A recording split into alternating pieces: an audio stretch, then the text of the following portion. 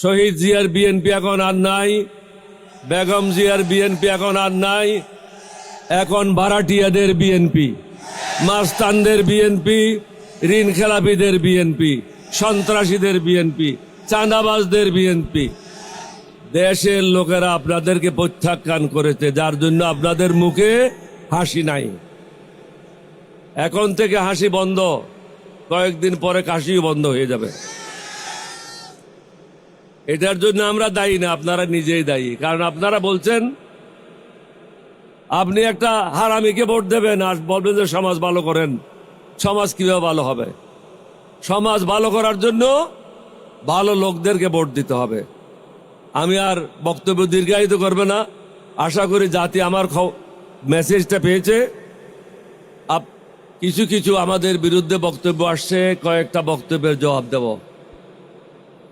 বিভিন্ন জায়গায় যাদের কাছে কোনো দেশের জন্য কোনো বক্তব্য নাই, জনগণের জন্য কোনো বক্তব্য নাই, তারা মাঠে বলে বেড়াচ্ছে জামাত ইসলামের নেতৃত্বে যদি আগামী দিনের সরকার গঠন হয় সবাইকে বোরকা পড়তে হবে।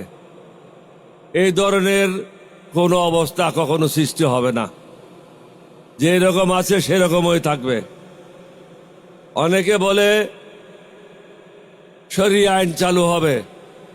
এটা হিন্দু মুসলমান, বৌদ্ধ খ্রিস্টান মুসলমান সবাইয়ের দেশ। শফিকুর রহমান সাহেব স্পষ্ট ভাষায় বলেছেন সংবিধান অনুযায়ী এই দেশ পরিচালনা হবে। সুতরাং আমি মনে করি আপনারা যারা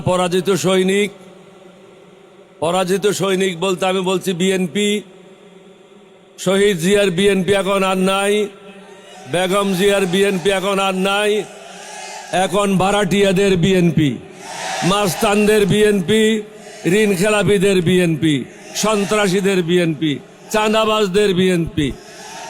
দেশের লোকেরা আপনাদেরকে প্রত্যাখ্যান করেছে, যার জন্য আপনাদের মুখে হাসি নাই। এখন থেকে হাসি বন্ধ, কয়েকদিন পরে কাশিও বন্ধ হয়ে যাবে। এটার জন্য আমরা দায়ী না, আপনারা নিজেই দায়ী। কারণ আপনারা বলছেন আমাদেরকে সবকিছু করার আগে অনুমতি লাগবে। আপনারা নিজেই বলেছেন, এটা আমরা বলি নাই। আমরা কেন একত্রিত হয়েছি? সবাই মনে করে জামাত ইসলাম মানে মৌলবাদী। একজন আমেরিকান অ্যাম্বাসেডর উইলিয়াম বি মাইলম, তিনি আমার অফিসে আসছিলেন। আমাকে বললেন জামাত ইসলাম তো মৌলবাদী। আমি তুমি ঠিক বলছো, তুমি কি মৌলবাদী না? বলছে না। আমি তুমি মিথ্যা কথা বলছো। তুমি কি তোমার খ্রিস্টানিটিতে বিশ্বাস করো না? বল বিশ্বাস করি। তাহলে তোমার খ্রিস্টানিটিতে কতগুলি মূল মন্ত্র আছে না? বলা আছে। তাহলে এগুলি তো হলো মূল মন্ত্রে যারা বিশ্বাস করে তারাই তো মৌলবাদী। প্রত্যেকটা মানুষ মৌলবাদী। যে হিন্দু সেও মৌলবাদী, যে বুদ্ধিস্ট সে মৌলবাদী, যে খ্রিস্টান সেও মৌলবাদী। আমরা সবাই মৌলবাদী। আমি বল তুমি বলতে চাচ্ছ এক্সট্রিমিস্ট। এটা দুইটা পার্থক্য জিনিস। সুতরাং আপনারা যে ওষুধগুলি নিয়ে বাজারে বেরিয়েছেন এগুলি পুরানো ওষুধ। এই ওষুধ আর কাজ হবে না।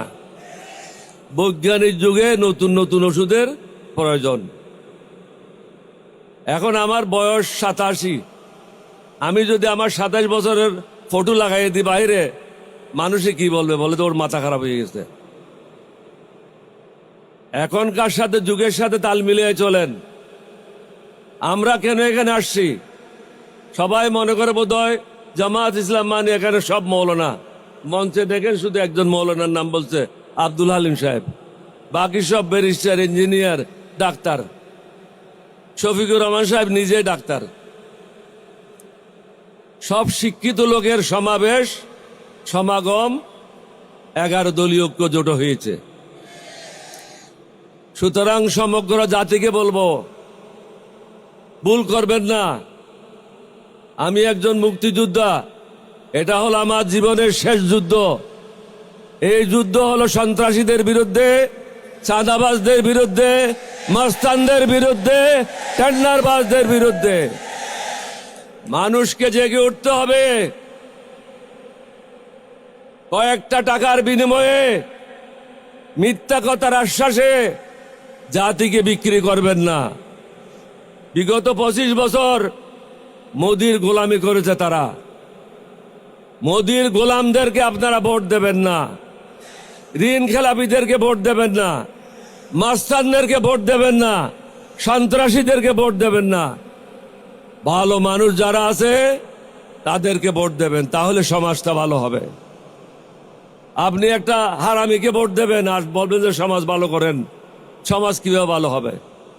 সমাজ ভালো করার জন্য ভালো লোকদেরকে ভোট দিতে হবে।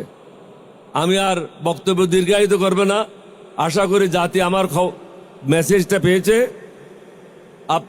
জমিদারি প্রথা শেষ করতে হবে। সেই জমিদারি প্রথা হলো, একজন লোক প্রধানমন্ত্রী হলে তাকে না মারে ফেলা পর্যন্ত অথবা নিজে না মরা পর্যন্ত ওই পদ থেকে সরে দাঁড়ায় না। বর্তমানে যে আমরা সংস্কারটা এনেছি প্রত্যেকে মিলে, সেটা হলো জমিদারি প্রথা শেষ করার জন্য। এটা কারো ব্যক্তিগত লাভের জন্য না, স্বৈরাচারীরা যেন আগামী দিনে ক্ষমতায় জেগে বসে না থাকে। আপনাদেরকে অনুরোধ করব, সমগ্র দেশবাসীকে, দেশের ক্ষতি করবেন না। দেশের কথা চিন্তা করেন, নিজের কথা পরে চিন্তা করেন। দেশকে বাঁচান, দালালদেরকে চিহ্নিত করেন, যারা ব্যাংকের টাকা লুট করেছে তাদেরকে চিহ্নিত করেন, চাঁদাবাজদেরকে চিহ্নিত করেন। এটা কঠিন কাজ না। যারা এই দেশের বিরুদ্ধে অবস্থান নিয়েছিল তাদেরকে চিহ্নিত করেন। আজকে যে আমরা এখানে বক্তব্য রাখার জন্য এসেছি, এই সুযোগটা কে করে দিয়েছে? আমাদের ছেলেরা, অকাতরে যারা জীবন বিলিয়ে দিয়ে বাংলাদেশকে তারা স্বৈরাচারের হাত থেকে মুক্ত করেছে। আজকে যারা নির্বাচন করার জন্য মাঠে নেমেছেন, 11 দলের বিরুদ্ধে বলছেন, জামাতের বিরুদ্ধে বলছেন, এই সুযোগটাকে কিভাবে পেলেন? এটা তো আমি বলছি না, ফখরুল ইসলাম নিজেই বলেছে যে আমাদের এই সংগ্রামে কোনো অংশগ্রহণ ছিল না। তাহলে দেশবাসীকে বুঝতে হবে তারা কাদের জন্য কাজ করেছে। তারা ভারতের মোদির ইশারায় কাজ করেছে, মোদির দালাল হিসাবে কাজ করেছে। দালালদেরকে চিহ্নিত করেন। বাংলাদেশে যারা পরিবর্তন আনতে চায়, সুশাসন আনতে চায়, ন্যায় বিচার আনতে চায়, প্রত্যেক ধর্মের জন্য সমান সুযোগ সৃষ্টি করতে চায়, তাদেরকে আগামী দিনে ভোট দেবেন। এই এলাকায় যিনি প্রার্থী হয়েছেন তিনি হলেন দাঁড়িপাল্লার।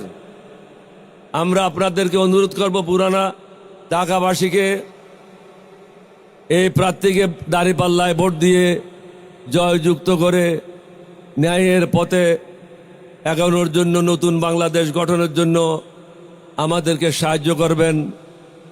আগামী দিনের যিনি প্রধানমন্ত্রী ডক্টর শফিকুর রহমান সাহেবকে সাহায্য করবেন, দেশের জন্য কাজ করবেন। সবাইকে ধন্যবাদ।